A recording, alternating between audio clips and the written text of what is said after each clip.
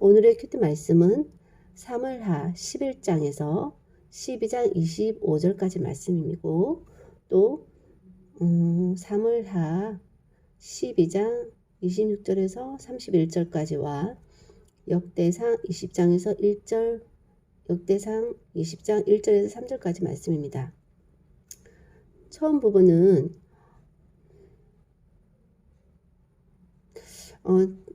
다윗의 그런 바세바로 인한 범죄에 대해서 나단 선지자를 통해서 하신 말씀이 너는 왜 나 여호와의 명령을 무시하느냐 라고 하나님 말씀하십니다. 왜 나 여호와가 악하다고 말씀한 일을 했느냐 라고 다윗을 책망하면서 다윗의 집안에 언제나 칼로 죽는 사람이 있을 것이고 그것은 네가 나를 존경하지 않음을 보았기 때문이다 라고 말씀하고 있습니다. 이것에 대해서 다윗은 내가 하나님께 죄를 지었다 라고 바로 인정을 하게 되죠. 그래서 바로 나단은 하나님께서는 왕의 죄를 용서하셨다. 왕은 죽지 않지만 아기는 죽을 것이다. 왜냐하면 하나님의 원수들이 하나님을 경멸하고 모욕할 기회를 주었기 때문이다 라고 얘기하고 있습니다. 그래서 다윗은 아기를 위해서 7일 동안 금식 기도를 하게 되죠. 아기가 살았을 때는 혹시 나를 불쌍히 여기셔서 살려주실지도 모른다고 생각했기 때문입니다. 하지만 아기가 죽었을 때는 이미 죽었으니 음식을 먹지 않을 이유가 없다라고 합니다. 언젠가 나도 아기에게 가겠지만 아기는 나에게로 돌아올 수 없기 때문입니다. 그 뒤에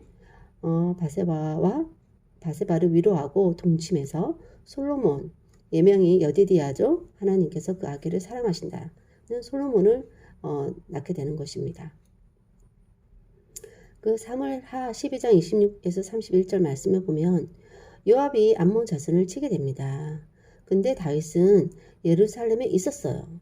그때 바세바와 동침을 하게 되는 것이고 그 이후에 암몬 자손 라빠를 쳤을 때 모든 군사를 모아 라빠로 가게 돼서 다윗은 금 한 달란트 왕관을 자기 머리에 쓰고 백성들에게 일을 시키고 모든 백성과 함께 예루살렘을 돌아옵니다. 여기 보면 두 번의 전쟁이 있습니다. 처음에는 출전하지 않았어요. 그때 바세바로 임신하게 하게 되고 우리아를 죽게 만듭니다. 이것은 하나님을 업신여겼다라고 하나님 말씀하고 계시고 이것은 하나님의 명령을 무시한 것입니다.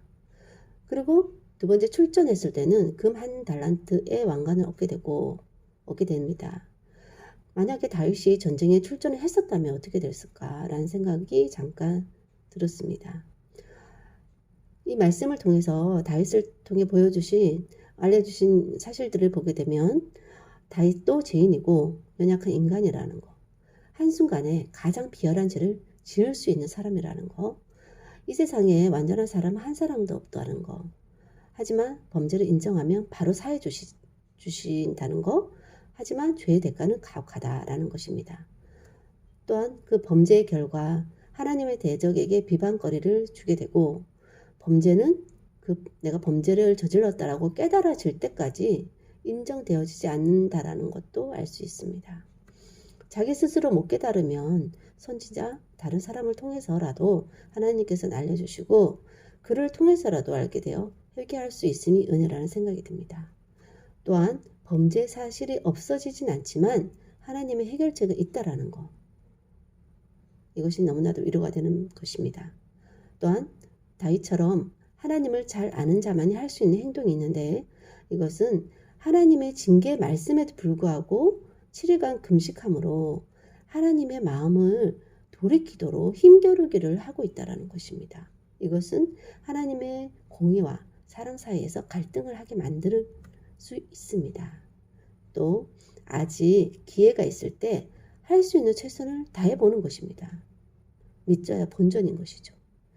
하지만 완전히 끝이 나면 100% 순복하는 것, 미련도 가지지 않는 것, 미련도 가지지 않고 오히려 새로운 하나님의 은총을 기대하고 살아가는 것, 이것이 하나님을 아는 자만이 할 수 있는 행동이 아닌가. 어떤 면에서는 좀 뻔뻔하게 말이죠. 그래서 적용을 해보면 누구나 범죄할 수 있지만 그 대가는 치러져야 하고 다시는 범죄하지 않도록 깨어 있어야 하는데 범죄하지 않으려면 범죄 유혹이 있는 자리에 있어서는 안 된다. 즉 다윗이 출전하지 않았기 때문에 바세바와 관계를 가지게 되었던 것처럼 일상의 루틴대로 경건의 생활을 유지하면서 늘 살아갈 때 범죄의 유혹에 빠지지 않을 확률이 더 높지 않나 하는 생각이 들었습니다. 오늘의 큐티는 이것으로 마치겠습니다.